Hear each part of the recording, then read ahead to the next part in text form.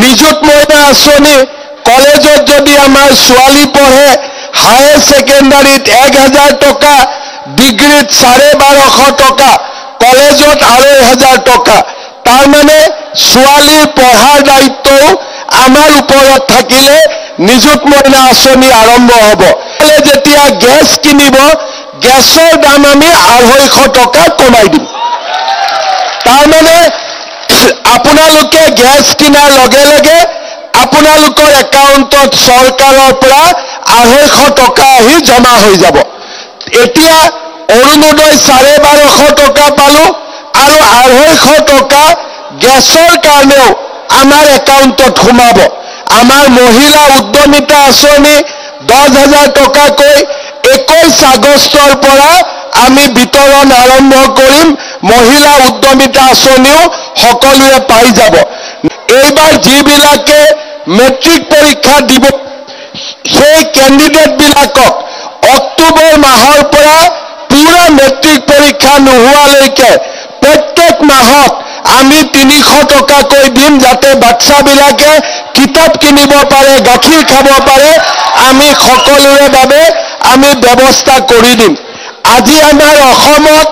ইমান দিনে ৰেশন কাৰ্ডত আমি চাউল বিনামূলীয়াকৈ পাই আহিছিলো 1 অক্টোবৰৰ পৰা ৰেশন কাৰ্ডত আপোনালোকে দালিও কম দামত পাব নিমখো কম দামত পাব আৰু চেনিও আপোনালোকে কম দামত পাব তাৰ মানে আমাৰ অসমত দুখীয়া মানুহে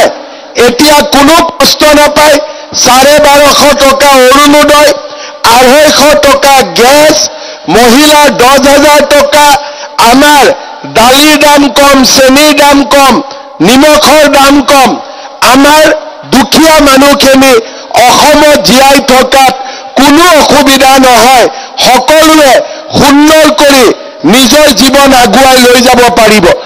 দিছপুৰত চাকৰি ওলাই 1 পইচা দিব নালাগে গৰীব দুখীয়াই পায় অহা বাৰৰ পৰা কোকৰাঝাৰত যি চাকৰি ওলাব তাতেও কোনেও 1 পইচা দিব নালাগিব সকলো জাতি জনগোষ্ঠীয়ে বিনা পইচাত দিছপুৰৰো চাকৰি পাব কোকৰাঝাৰৰো চাকৰি পাব দিছপুৰত যিমান চৰকাৰী চাকৰি ওলাই আমাৰ কোনেও 1 টকাও ঘোষ খাব নোৱাৰে সকলো চাকৰি দুখীয়া ল'ৰা ছোৱালীয়ে পাব পাৰে কোন হিন্দু কোন মুছলমান কোন বড়ো কোন অসমীয়া কোন আমাৰ বঙালী কোনো হিচাপ নাই অকল মোৰ ল'ৰাই দৌৰি পাছ কৰিব পুলিচত চাকৰি পাব কোন কি জাতি আমি নুখোজো